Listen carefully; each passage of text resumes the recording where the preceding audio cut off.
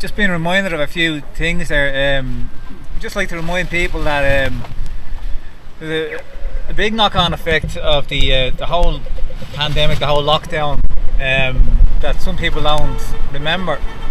I lost a brother-in-law in the UK. I have two sisters living in the UK, and one of them married a wonderful man. He adopted two young children.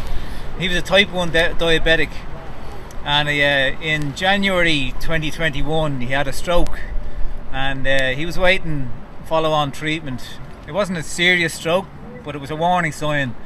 He never got that treatment because of the lockdowns. You know, hospitals were closed, you can't get this treatment, you can't get that. And in June of that year, while on holidays with his young daughter, he died of a heart attack. And his doctor has told his wife, my sister, that he definitely would not have died had he got the simple treatment that he would have got had it not been for the lockdown. So it's just one small example of how so many people would have died just because, you know, the HSE and over in the healthcare in all these different Western countries locked down the hospitals for everything except COVID. You know, and these are COVID victims. You know, he may have even died of the vaccine. I don't know. Wouldn't have said that in his post-mortem. I'd also like to make a confession. In a way, I've heard people say, "I'm one of the converted. I got the vaccine. I'm not getting any more vaccines." In the first instance, I told my family, I do not believe in pharmaceuticals. I won't even take painkillers.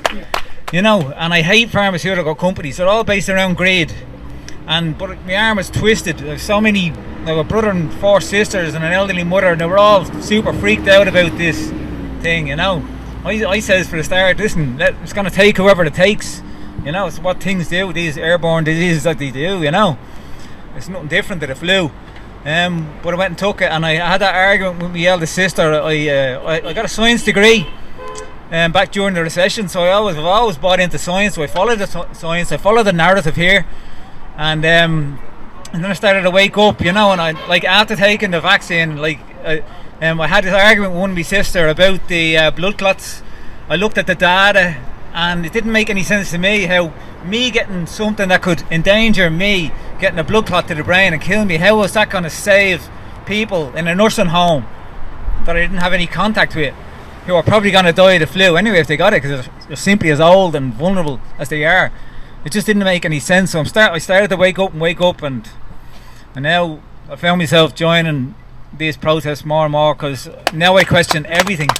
I'm still believing in science, but I don't believe, you know, in what I hear in mainstream media anymore. You know, and I go straight to the source, and I find out if that's where it's coming from, then I have to question it. If it comes from RTE, I have to question it, or any mainstream media, the war in Ukraine and anything like that. Whatever they're saying, you know, I say, right, what is everybody else saying, and where is the truth, you know, and I have to weigh up everything, you know. They're the last people I trust now, but I look at what they say, because you have to know what your enemy is all about, so you can challenge their narrative, you know. And that's the only reason they still look at the RTE News app to see what their bullshit they're coming out with, you know, so we can disprove it myself. Yeah, thanks for your time. Thanks very much.